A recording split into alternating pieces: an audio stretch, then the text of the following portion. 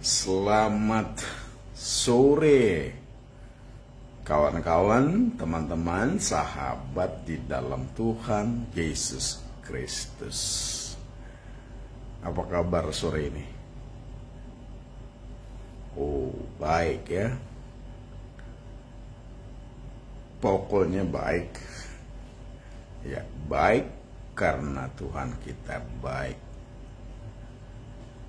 Setelah beberapa hari kita tidak jumpa dalam tayang membaca Alkitab secara berurut dari kisah para rasul dan bagaimana kita mengambil pokok-pokok perenungan aplikasi dalam kehidupan sehari-hari. Maka pada kesempatan ini kita lanjut. Pertama-tama terima kasih untuk teman-teman yang bisa menonton, dan juga terima kasih share firman Tuhan kepada orang lain sebagai perenungan dari firman Tuhan.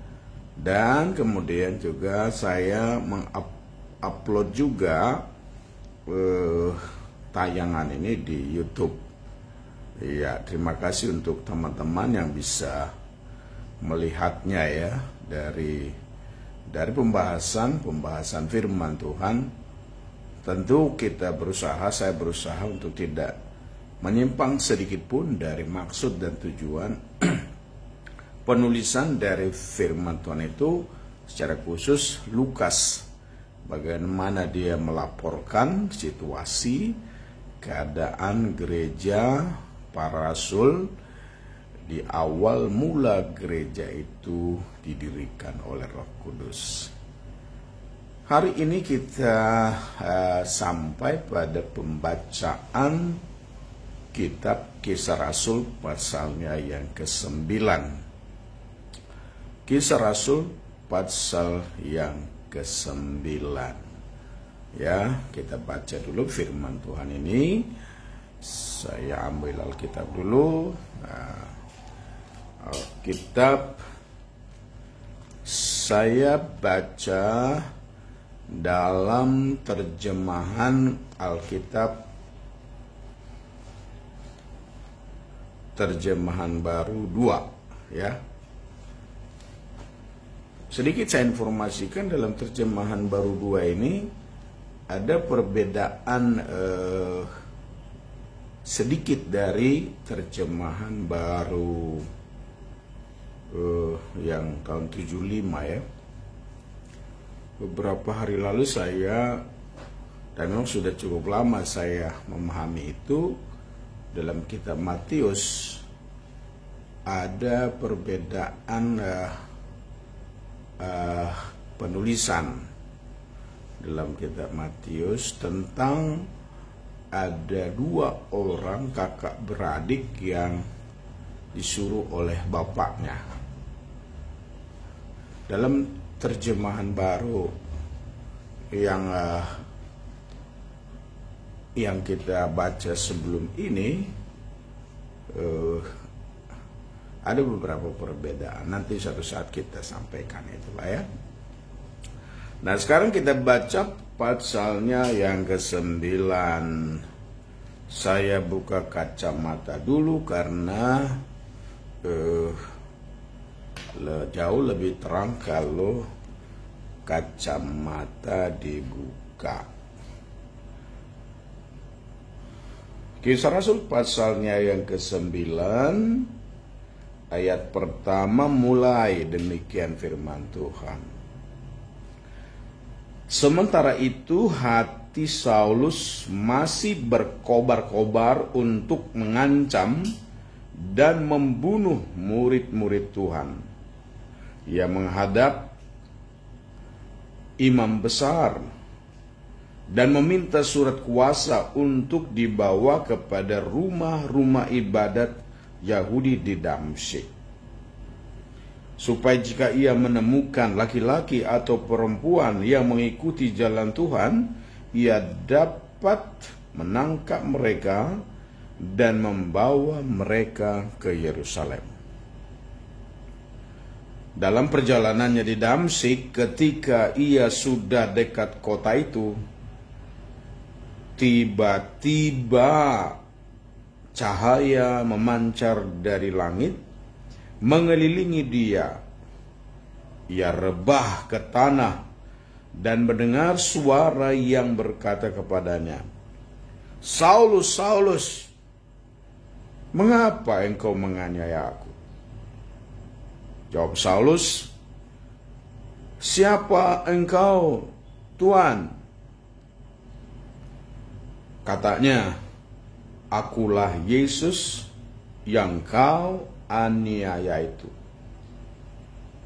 Tetapi bangunlah dan pergilah ke dalam kota, di sana akan dikatakan kepadamu apa yang harus kau perbuat."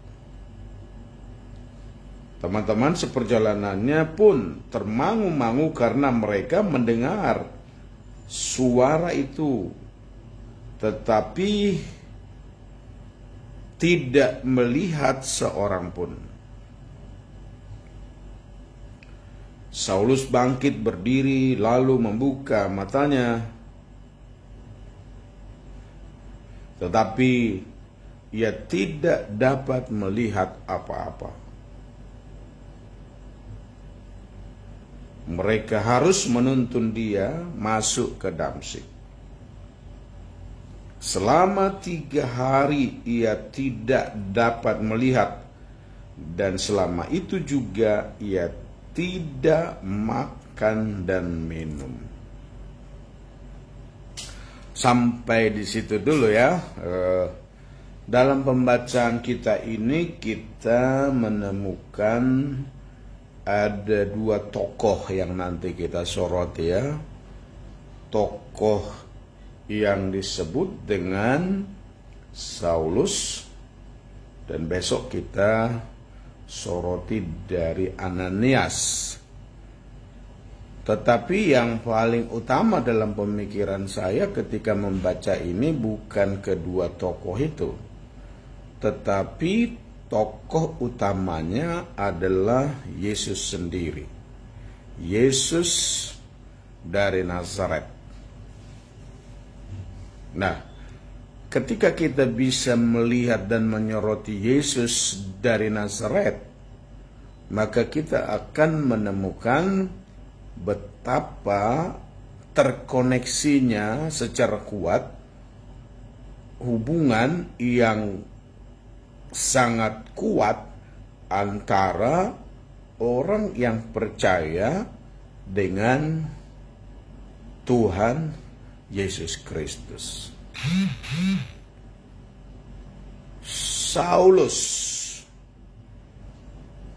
Paul, Saulus.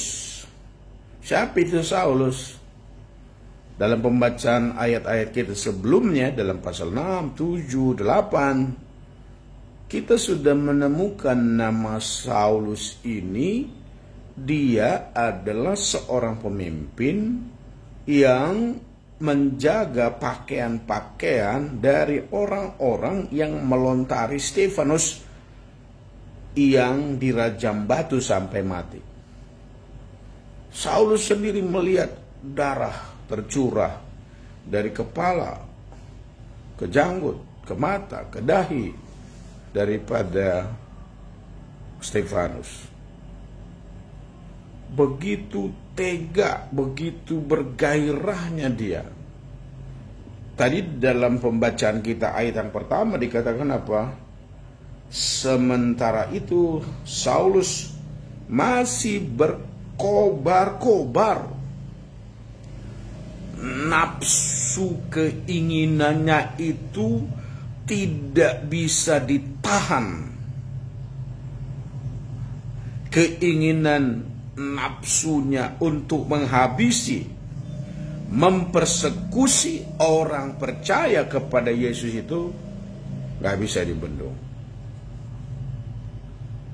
Maksud yang ada di dalam pikirannya adalah pokoknya habis. Orang yang mengikut Yesus itu harus habis. Dia mendengar di Damsyik juga ada orang-orang yang percaya ya kepada Yesus. Dan untuk itu Alkitab tadi berkata, sampai-sampai dia meminta surat jalan, surat kuasa, surat otoritas dari imam besar. Wow, ini sebuah tindakan yang terencana sedemikian rupa. Hati sudah menyala berkobar-kobar dan sudah berhasil menganiaya, mempersekusi Stefanus. Sudah berhasil juga menangkap para laki-laki dan wanita. Di dalam pasal sebelumnya kita temukan itu. Dan sekarang Saulus, kesempatan ia akan menghabisi orang-orang di kota Damsyik. Tetapi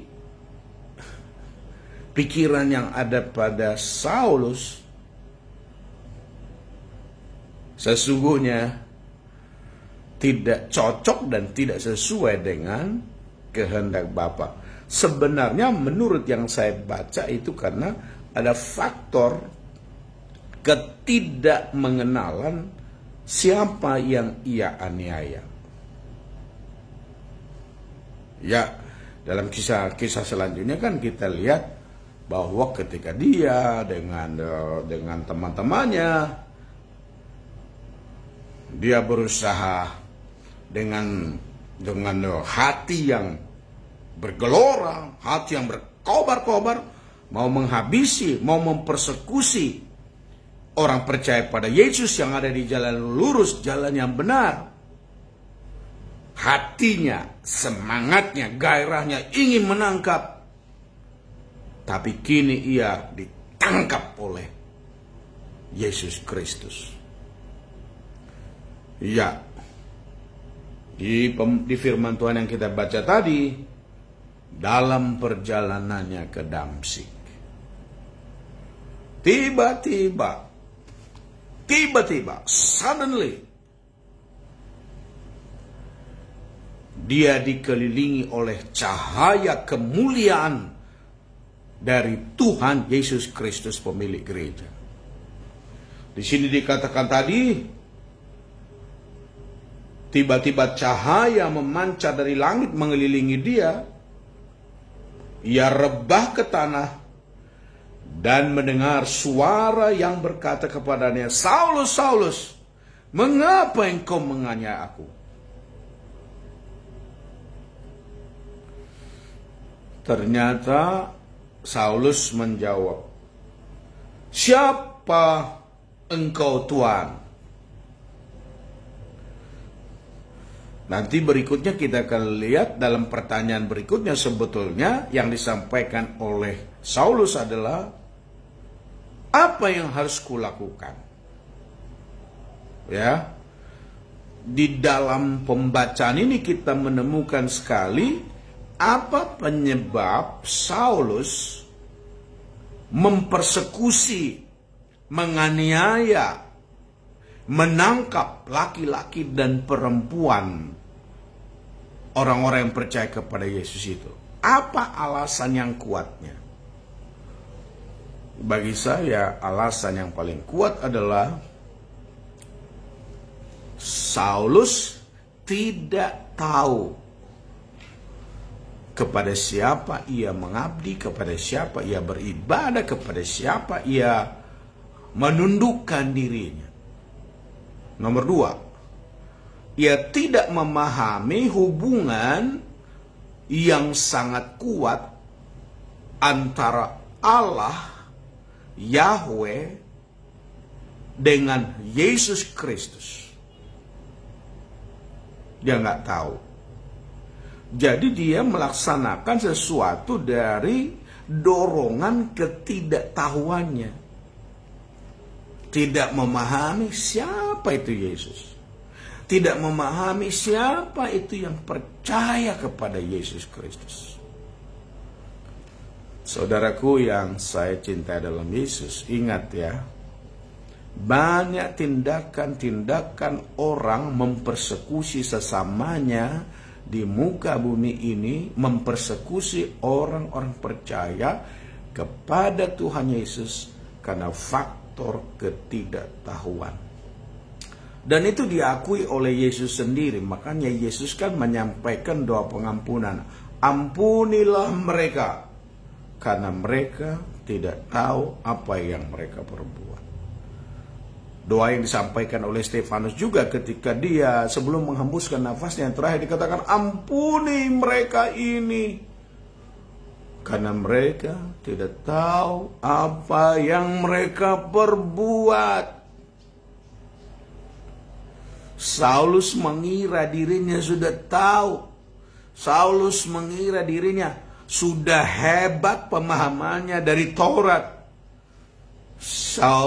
Saulus mengira bahwa hidupnya sudah tepat, pas melakukan kehendak Bapa di sorga. Tapi sesungguhnya dia belum tahu apa-apa tentang Yesus Kristus. Makanya dia aniaya. Ingat sekali lagi, ketidaktahuan akan membuat seseorang melakukan tindakan-tindakan yang fatal, mempersekusi, menangkap orang-orang yang percaya kepada Tuhan Yesus Kristus. Tapi ingat, Saulus berupaya menangkap, tetapi kini ia ditangkap oleh Yesus Kristus Tuhan kita. Saulus, Saulus, mengapa engkau menganiaya aku? Dari sini kita juga bisa melihat dari perkataan mengapa engkau menganiaya aku. Ingatlah saudaraku bahwa gereja, orang yang percaya pada Tuhan, punya hubungan yang langsung dengan Tuhan Yesus Kristus. Dan itu akhirnya kan diakui oleh Paulus dalam tulisan-tulisannya kan, bahwa Yesus adalah kepala dan jemaat adalah tubuhnya. Ada koneksitas, ada relasi, ada hubungan yang tidak terputus sampai hari ini dari Yesus Kristus dengan tubuhnya, yaitu gereja. Mengapa engkau menganiaya aku? Dan dia berkata, siapa engkau Tuhan? Yesus sendiri memberitahukan, akulah Yesus yang engkau aniaya itu. Engkau aniaya jemaat karena percaya kepadaku, dan sesungguhnya akulah yang kau aniaya. Jemaat yang saya cinta dalam Yesus Kristus, yakinlah ya, ketika engkau dan saya percaya pada Yesus Kristus, ada hubungan yang sangat kuat antara kita dengan Yesus Kristus. Apa yang kau rasakan, dirasakan Yesus. Apa kesulitanmu juga difahami dan dimengerti oleh Yesus Kristus. Dan semua hal yang terjadi kepadamu, Tuhan tidak berdiam diri. Dia mengamati dari sorga. Dia merasakan apa yang kita rasakan. Dia mengerti apa yang kita tidak mengerti. Dan dia mengerti apa yang terjadi kepada kita sekalian. Dan perlu kembali direnungkan, ingatlah, mungkin ada di antaramu sekarang menghadapi persekusi dari siapapun. Ingatlah saudaraku, mereka melakukan itu karena tidak mengenal siapa itu pemilik hidup kita. Maka tanggung jawab yang paling strategis sebetulnya adalah Tugas kita adalah memperkenalkan siapa Yesus kepada orang lain. Lalu bagaimana memperkenalkannya? Kitab Kisah Para Rasul memberi kesaksian kepada kita bahwa kita harus bersaksi bahwa kita punya hubungan yang baik dengan Tuhan. Sembuhkanlah yang sakit, tahirkanlah orang kusta, usirlah setan-setan, nyatakan kuasa Tuhan, adakan mujizat-mujizat, sehingga orang akan datang kepada Yesus, mengenal siapa itu Tuhan Yesus. Karena mereka melakukan tindakan-tindakan persekusi, karena mereka tidak mengenal Tuhan Yesus. Di sisi lain kita bisa memahami ya, kalau kita membaca seluruh Alkitab ini, apa yang, kalau kita tanya, apa yang paling membuat Saulus atau Paulus berubah total, baik dalam pemikirannya, baik dalam tindakan-tindakannya, sampai akhirnya dalam tulisan-tulisannya kita bisa melihat, bagiku hidup dalam Kristus, mati adalah untung. Apa penyebabnya? Karena perjumpaannya dengan Tuhan Yesus di pintu kota Damsyik. Perjumpaan, sekali lagi, perjumpaan, encounter with Jesus, perjumpaan dengan Yesus Kristus akan mengubah seluruh tindakan kamu dalam kehidupan. Perjumpaan dengan Tuhan Yesus. Jadi tugas saya dan tugas hamba-hamba Tuhan yang lain juga adalah bagaimana kita memperjumpakan seseorang dengan Tuhan Yesus. Kalau seseorang sudah jumpa dengan Tuhan Yesus, tidak ada yang susah. Kalau seseorang sudah berjumpa dengan Tuhan di atas segala Tuhan, yaitu Tuhan Yesus Kristus, tidak ada yang susah. Itulah yang dialami oleh Saulus. Dari ketidaktahuannya dia berkobar-kobar, mau menyiksa, mau mempersekusi, menangkap orang percaya pada Yesus. Kini dia ditangkap oleh Tuhan Yesus sendiri. Kiranya lewat perenungan kita di sore hari ini, kita memahami betul. Nomor satu adalah belajarlah tahu siapa itu Yesus. Nomor dua adalah ingatlah bahwa gereja, saya dan saudara terhubung langsung dengan Tuhan Yesus. Apa yang kita alami dirasakan oleh Yesus yang adalah Mesias Tuhan kita yang kita percaya dan Juru Selamat kita. Nomor tiga, setiap tindakan-tindakan bagi orang yang percaya kepada Tuhan Yesus Kristus, ingat, ada waktunya.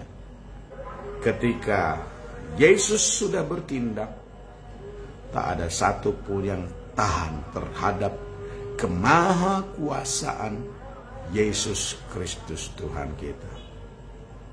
Dan yang keempat tentu, tetaplah memberitakan Yesus Kristus kepada orang lain. Kalau kita belum sanggup memberitakan dengan perkataan-perkataan, jadilah saksi, jadilah menjadi refleksi Tuhan pada orang lain, maka orang lain juga akan melihat Yesus di dalam kita. Tuhan Yesus memberkati. Selamat sore sahabatku. Sampai jumpa di hari akan datang. Doa saya menyertaimu Bapa di sorga, memberkati semua teman-temanku, memberkati semua anggota jemaat GBL Gracia, bila mereka hidup di dalam hubungan yang akrab dengan Tuhan Yesus terus. Karena ternyata kami terhubung langsung dengan Yesus, terhubung langsung dengan pemilik sorga. Dan apapun yang terjadi pada kami, semuanya diketahui oleh Yesus Kristus. Tuhan Yesus berkati. God bless you. Sampai jumpa lagi dalam pertemuan mendatang. Bye-bye.